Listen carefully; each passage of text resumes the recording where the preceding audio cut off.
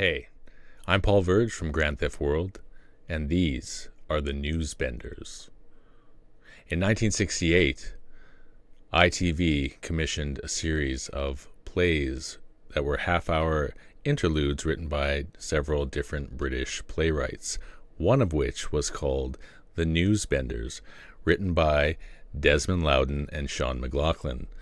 This was released in 1968 on British television, and today we're going to check it out to see the eerie parallels that exist between this piece from over 50 years ago and what's going on today in modern society with the power brokers and how they wield their influence on others through voluntary or forceful means. I bring you the Newsbenders.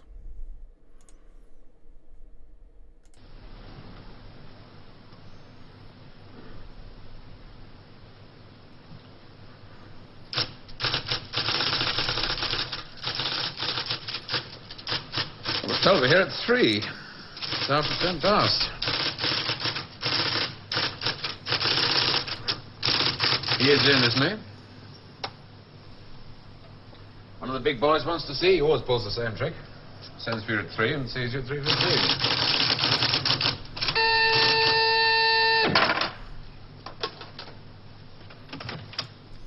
Mr. Larkin to see you, J.G.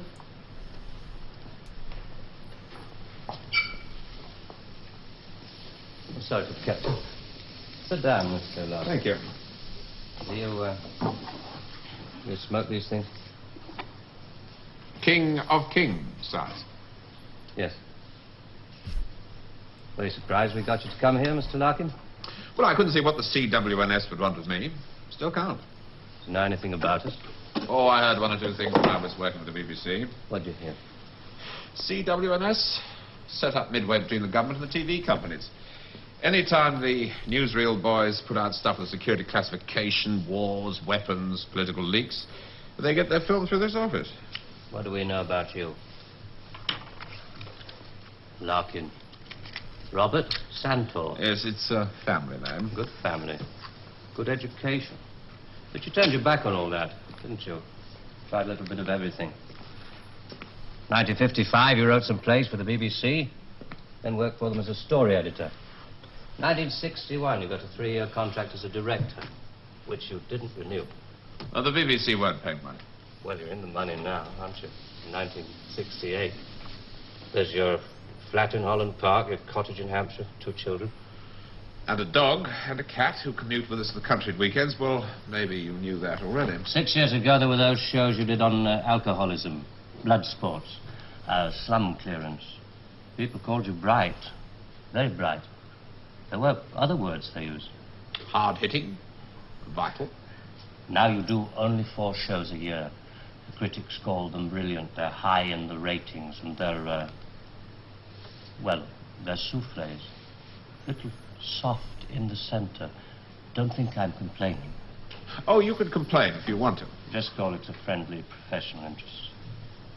I'd like to know what happened to alcoholism and blood sports. Call it reaching the age of 35.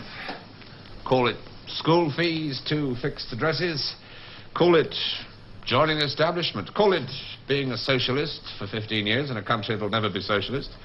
Good. So you're going to notice there's a lot of prescient things going on in this piece, and it's only beginning to scratch the surface. But these kind of meetings, you can imagine, would be going on all the time between potential power brokers and the actual people who are there to initiate them into the halls of power, and what kind of conversations there would be.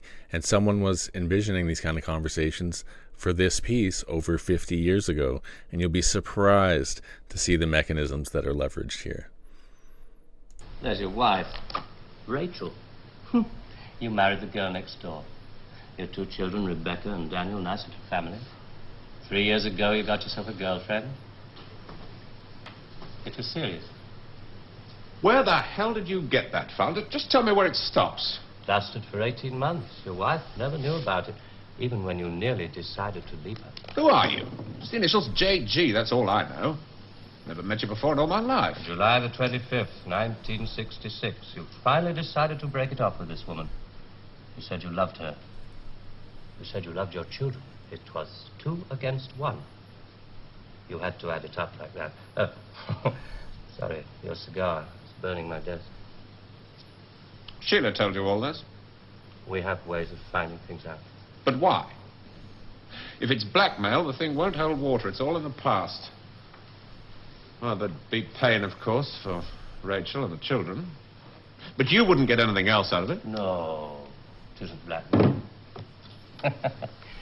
We've just been interested in you for a long time. Interested? You went back to your wife because you said it was 2 against 1. Blackmail? No. We're just interested in you. This is the kind of rhetoric that they'll use because it's got to be the softest form of force, right? You have to really be volunteering for it. We're not really blackmailing you. That's the way that it's positioned. So it's very interesting. You might also recognize Mr. Donald Pleasance from the Halloween films, and he was an actor all throughout the 60s, 70s, and 80s. So, yeah, this is one of the areas where he would have just been getting more of his start. I call that very responsible. We're interested in very responsible people. In fact, we have a little index for them. We call it their power quotient, a ratio of responsibility as against aggression. Yours is very low, 0.2. That's very low, just what we need. Sit down, please. I'm sorry, the language must seem rather strange at first, but we take it very seriously. Just to show you how seriously, I'm going to tell you how we checked up on you. We call these things surgical transmitters. One was fitted inside you when you went into the Charing Cross Hospital 3 years ago. Appendix, wasn't it? Transmitter? Are you trying to tell me that you listen to every word I say? A machine does. Untouched by human hand. There's a little gadget in these things that ties up with the pulse rate. Puts a bleep onto anything that you're excited about saying. British. Power quotient, surgical transmitters, high-speed tape. It's Doctor Who. I'm for the real world, Jack. Good afternoon. I shall just have to give you an example.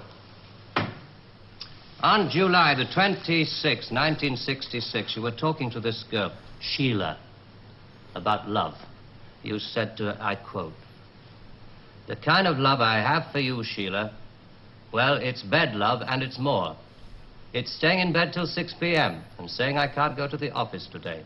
It's eating breakfast at twilight, laughing at leaves on the pavement." I don't believe there's any such thing as these surgical transmitters. You got Sheila to tell you all this, then you wrote it down the way I might have said it.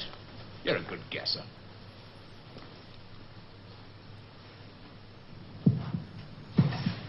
Can you hear your heart beating? It's eating breakfast at twilight, laughing at leaves on the pavement, getting a cab to a silly movie to Paris. It's moving when you're tired of staying still. And I've done it all before when I could do it with no ties. Now it'd just be irresponsible. So there really is one of those things inside me.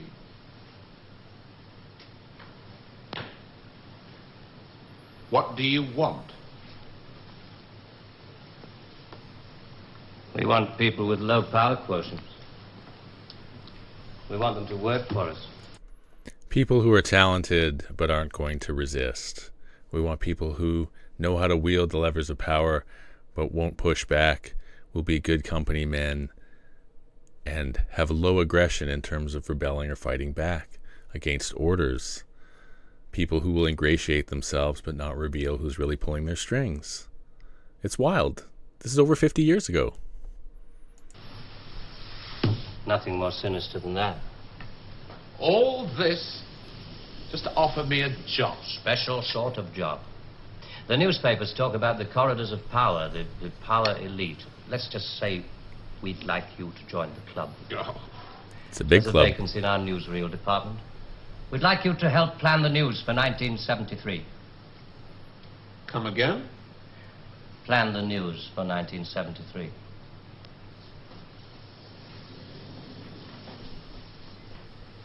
What are you doing?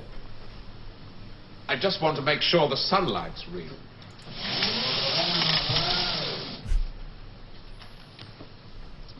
I always tell people, news is the most highly developed form of fiction. The most difficult. Come on. News is the most highly developed form of fiction. Think about that statement.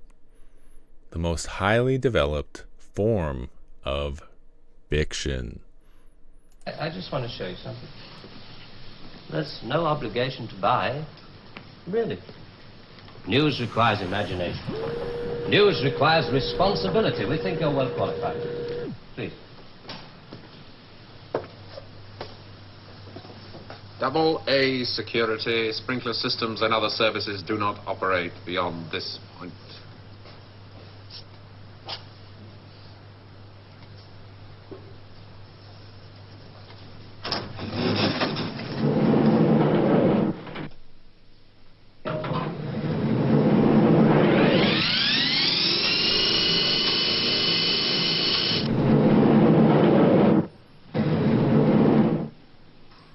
'73.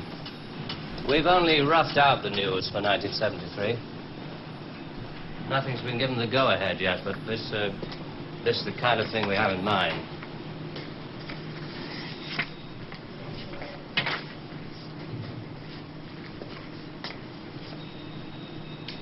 Come.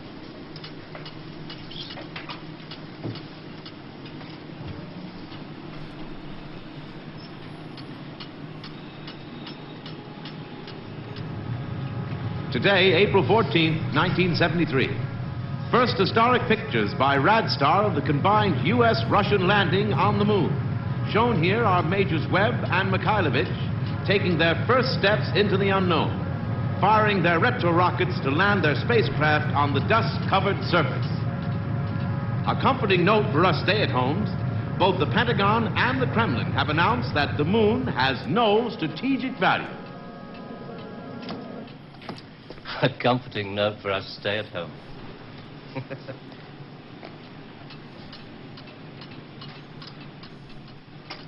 I can't show you any film on this next model. We haven't photographed it yet. But this is the way it will sound. June the 22nd, 1973. The State Department releases film of the ultimate weapon, codenamed Icarus. This satellite is equipped with a solid reactor. In layman's terms, it can freeze air solid, stopping all missiles, killing all forms of life. Icarus orbits at the same speed as the Earth, can hang in position over every major city that threatens the peace-loving nations. Rather proud of this one. Come on.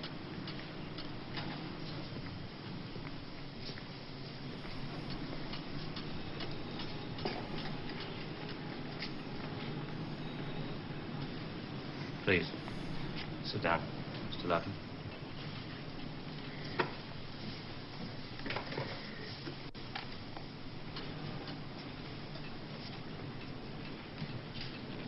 September the 5th, 1973.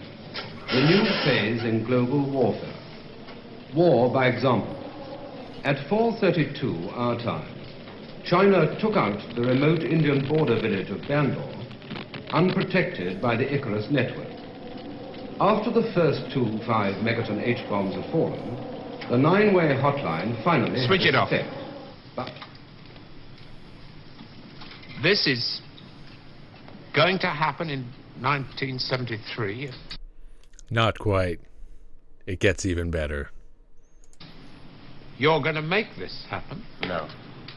We're going to make models, much cheaper. Then we photograph the models. fake newsreels. Fake newsreels. For the past 10 years, people have been looking at our fake newsreels and listening to our fake commentary. Fake news. And they accept it for the truth. And you can do it. Stop 100 people in the street. How many of them have actually seen a missile or a satellite?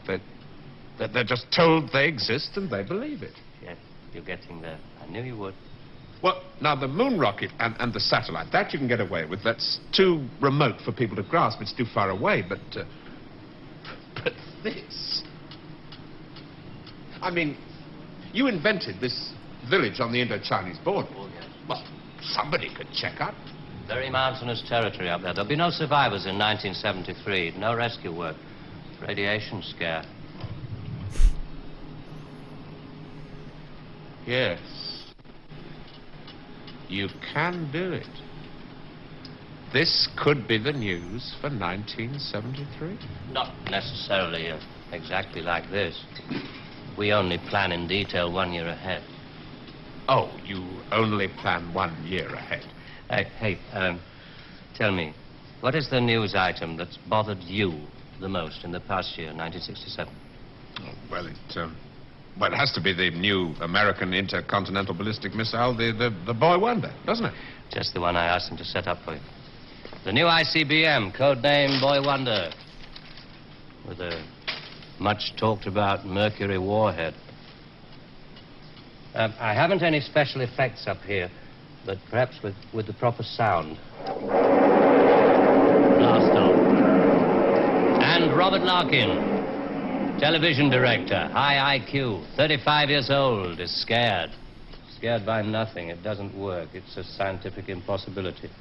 The same goes for the much talked about Mercury warhead. Perspex. Well, if this rocket doesn't work, then the others... They have a fireworks party at Cape Kennedy almost every other day.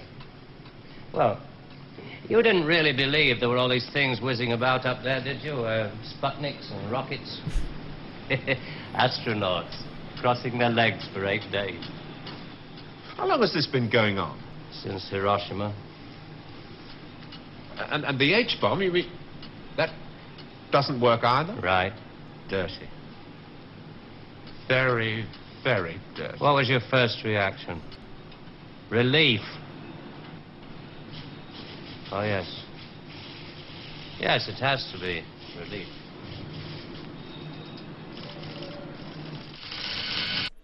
So the idea isn't necessarily that everything is fake and you can't believe any single thing that's reported on. It's that these think tanks, these NGO and working groups that exist will sit around and come up with, for better or for worse, the kind of direction that they would like to see the news go in. And people like James O'Keefe and Project Veritas, they exposed certain people at CNN talking about, everything right now is about Trump, but next year it's going to be about climate change. So that really is going on. It's going on in modern news today, where they have guidelines to plan what they want to focus the news on, whether it's actually happening or actually present or not. So in this piece over 50 years ago, in order to keep people scared and compliant, they're talking about manufacturing stories, manufacturing events, and offering up very surface level evidence because people ostensibly are easily convinced. They don't need a whole lot of details for a narrative to make sense to them, and then they go on to the next thing or they go back to their regular lives. And so even though, clearly that we have things like satellites in space today, the idea back in the 60s when there was this space race happening is that this is the current distraction that the news is offering in order to either promote, patriotism, right? Yay, we're getting to the space race, or, we could all be gone at any moment with these ICBMs. So keep that in mind as this next portion happens. And we will continue with the Newsbenders.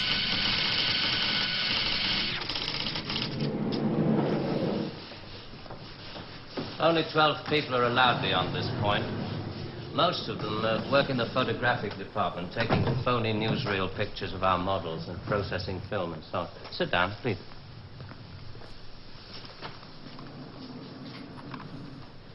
Ah, pretty pictures from our stills department.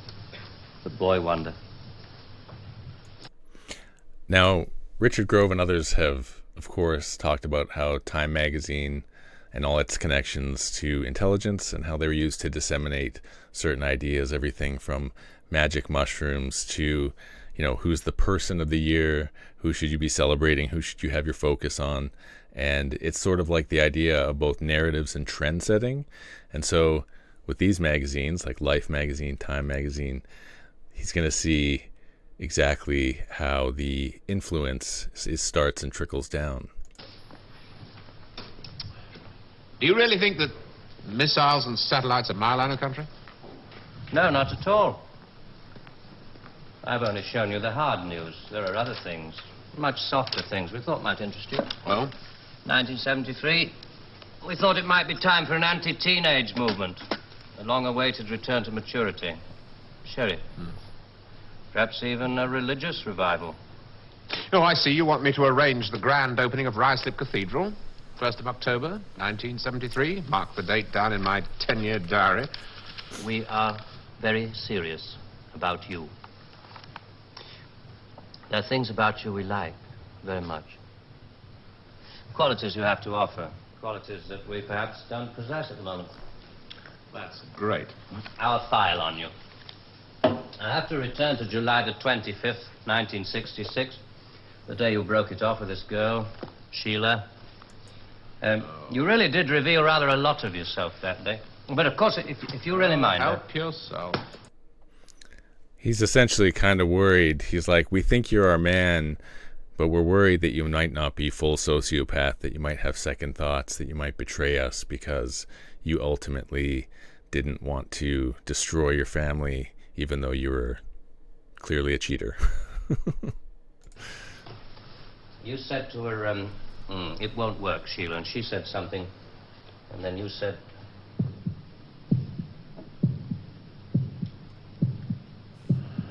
You remember I went away with Rachel and the kids to the seaside? It was midweek and this huge stretch of sand was empty. Just a circle of footprints around 3 sandcastles and tracks out to sea. The whole damn day of my family marked out in front of me. The sun was going down. Rachel kept calling the kids to get dressed.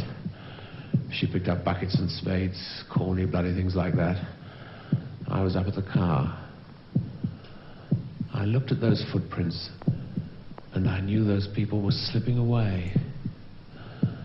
There were things I could tell them. We rather like that bit about footprints.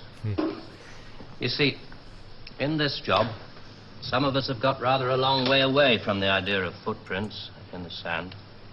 Those footprints were made by my children. Now, you want me to scare the hell out of them with every bomb from A to H inclusive. Well, why?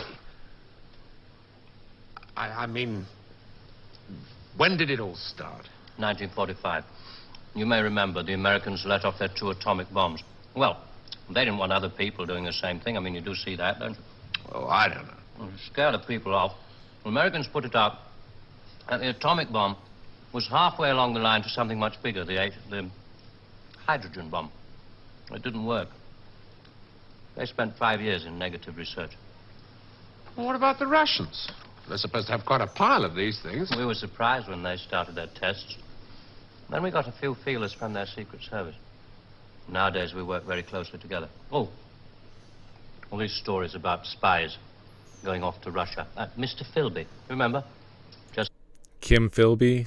This is just like a slice of what was going on back in the day, but there are so many key things that they're referring to, especially when it comes to the intelligence agencies, security services, working together behind the backs of the main powers of both nations. Good copy for the Sunday papers. Good copy. Well, the Chinese. I mean, they've just announced their bomb. Yeah, we played along with it. We recorded their phony explosion. We're rather hoping the Chinese will come along. Of complete the pattern, you know. In Vietnam, hundreds of people are being killed every week. Well, you can't do that with your models. No. And you can't cure people of bad habits in 2 generations. They like to carry rifles. They like to put lines on maps. And we let them because we control the situation. There's no danger of world war. Just a simple choice for everybody. Capitalism or communism. Strawberry or vanilla. It all adds up to the same thing now we've got rid of the big bangers. Well, how can you be sure that Johnson, Kosygin aren't working on other things? Poison gases, bacteria. Pathetic, man of your intelligence. You don't want to destroy the world, neither do I. What makes you think that presidents are different? Well, they've made some pretty good stabs at it in the past. There wasn't the right sort of control then. Nowadays we know better. Politicians are easy to control. The grosser mentality boys who like to be photographed getting in and out of Daimlers in Whitehall. They come right at the bottom of our organization. A few rungs up the ladder, there are the people in the top secret factories. Just those in a position to know they're making weapons that don't really work. Well, there must come a time when somebody wants to use one of those weapons. I mean, somebody is standing there with a finger on the button. Well, that's the beauty of it. Nobody presses the button. We control all the crises. We build them up and we shut them down. We? Again? Yeah, I'm coming to that. Near the top of the hierarchy, there are the economists, top civil servants, top brass in the military. He's talking about the deep state in 1968, the idea of a deep state, not purely an American phenomenon, but the idea of career civil servants who've embedded themselves into the government system, who understand all the levers of power, all the hierarchies, and especially how the money flows. They know what government programs have audit trails, what government programs don't have audit trails. Where can we create slush funds? And this is why you keep seeing these scandals happening and increasing in the billions of dollars, the hundreds of billions of dollars, because these career bureaucrats, the deep staters, have essentially learned how to do fraud, waste, and abuse of enormous sums of taxpayer money, which is why so many of these problems that are happening in the world right now aren't getting solved, despite us throwing more money at them than we ever have in the history of history. And so this is modeling out exactly how the world was generally working back then behind the scenes. Those men who are supposed to view the nuclear tests and so on, and above them, CWNS.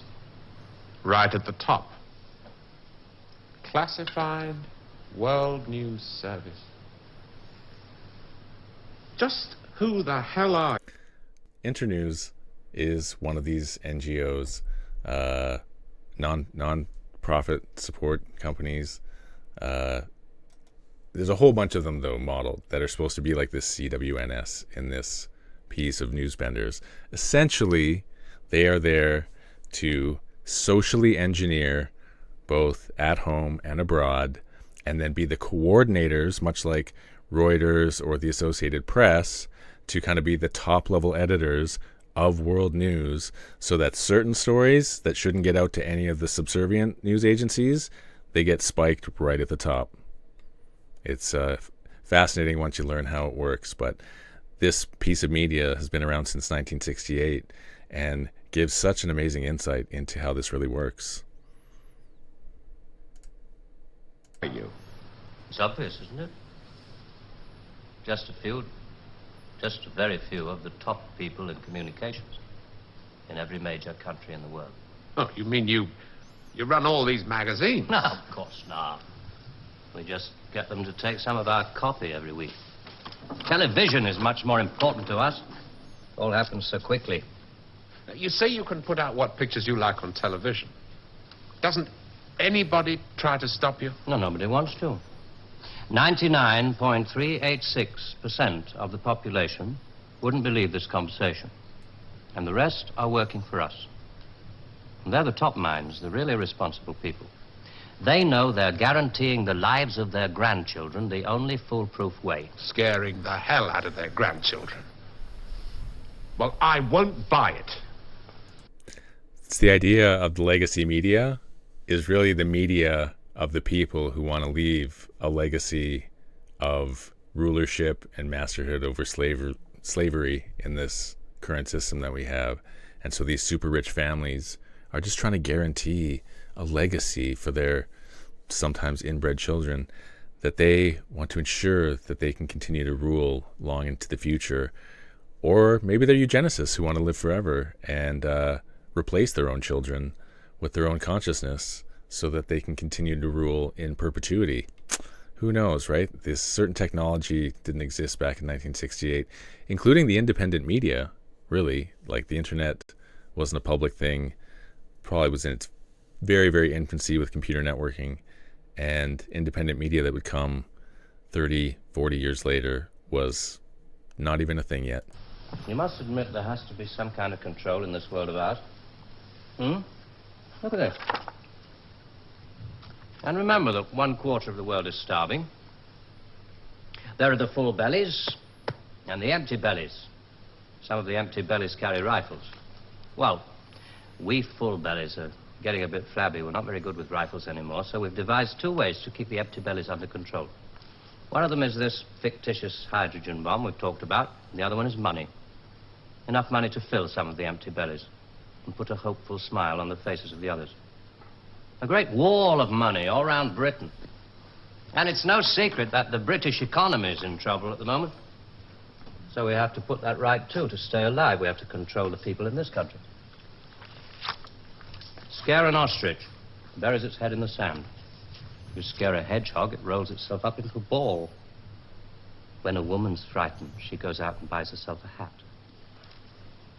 You mean you scare us so that we'll buy more, so that money moves quicker, production moves up? We don't say scare when we talk about human beings. We say threaten them emotionally. And there are all sorts of ways of not just the big ones like the hydrogen bomb. Have you noticed during this giant divide and conquer operation that the number one thing people seem to be focused on is outrage, in heightened emotions, in getting everyone as riled up as possible so that they're as frustrated as possible, as angry at the other side as possible. They're essentially trying to whip us up into a furor. They're trying to whip us up into a fervor, and so that we'll follow a Führer who redirects that anger against some made-up boogeyman. And essentially, the more angry we become, the more stupid we become. Because when you're thinking only emotionally, you're not seeing things clearly. And they want to get us to that heightened vibrational or emotional state where we're not seeing reality clearly anymore.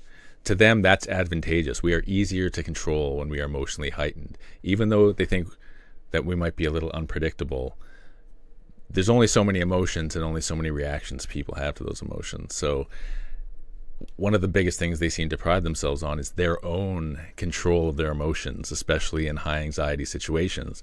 But they seem to love to put us all into high anxiety situations, not only to paralyze us with fear, but then to market products to us to supposedly alleviate that fear.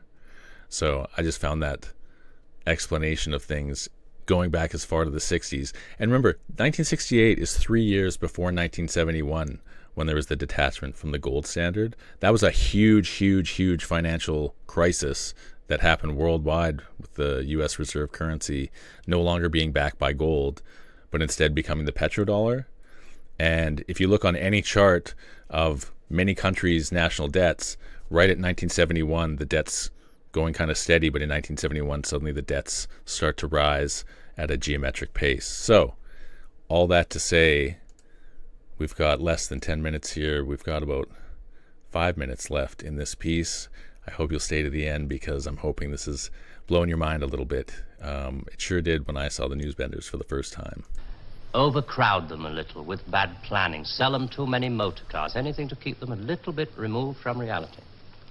Nowadays, people don't work for money. They work for the idea of money. They don't even love for love. Money is debt. Love, well... They love for the idea of love. Just an idea to many. They only hate for the idea of hate. It took us 5 years to find a non-addictive drug. One we could pay off against the hard drugs. LSD. You marketed that? Oh, yes, of course. And for a very good reason. Some of these protest movements are getting a little bit too close to the mark. LSD gave them nice little hallucinations. Made them talk like 3-year-olds. Throw flowers at policemen. Shall we talk terms? Now that you know everything and you know what scumbags we are, now we talk terms. Are you ready to negotiate? Let's see if he has a conscience or not. You're not still going to ask me to work for you. I'm afraid I've had to put all this rather bluntly. You see, there wasn't really very much time. It must be rather a shock. Well, I mean, most people realize that the world is controlled from about 6 big cities. But it must be rather shocking to learn that a sixth of the world is controlled from this building. You mean you? Oh, no. I only rate an office on the 7th floor. There are 2 other offices above this one. And a giant computer system. Link number 4 in world control. A computer? Well, what's so remarkable about that? It's just a machine that can store a vast amount of information. A machine that knows too bloody much. Now you're being hysterical about it. The computer's very simple. You feed data into it. Anything from the Wall Street closing prices to the North Atlantic weather reports. And you get decisions. That machine's taken you over.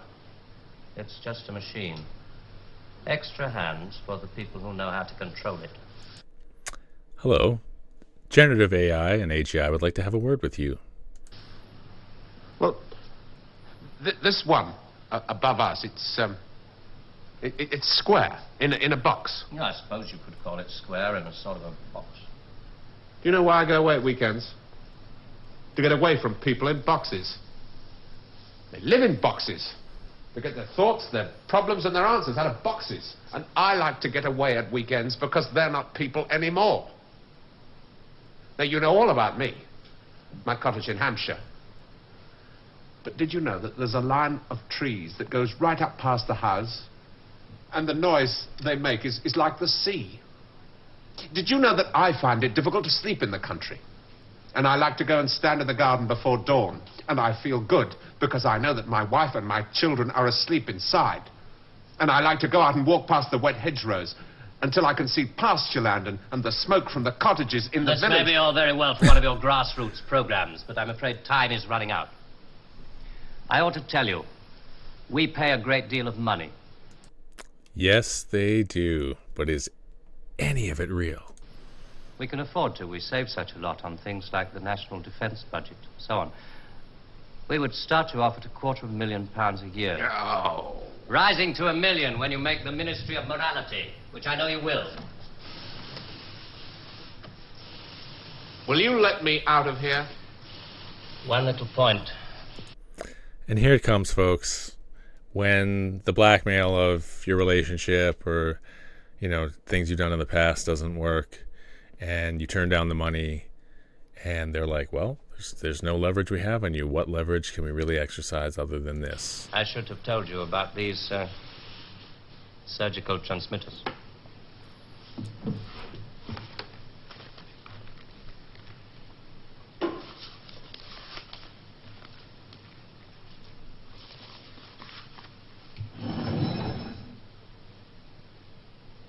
There's enough of this stuff inside you at this moment to kill 6 people. There's a button we can press. I'm sorry about the dramatics. Our boys call these things the oral contraceptive. Keeps them from talking too much. So there must be one of those transmitters inside you. Who presses the button? Extra hands. All this stuff about the computer being extra hands for the men who know how to control it. That machine controls you.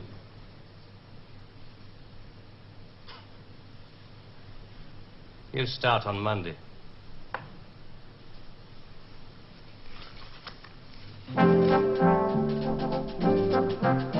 Early controversial class. All right. So that was the Newsbenders. It is less than half an hour. And there is so much densely packed into that. That's why I really thought it would be a great piece to cover. It's also a historical archive of artistic expression that's talking about how the world really works. You know, I would say 90% accurate there for its time. And just a great metaphor to try and help people understand how things like this could be happening, how all these small groups of people are able to leverage very talented people into doing their bidding and socially engineering a very interesting, illusory prison around us that is increasingly becoming uncomfortable for many. So if you liked this piece, then please check us out, YouTube at Chet System, and of course on Grand Theft World at grandtheftworld.com every Sunday. Peace.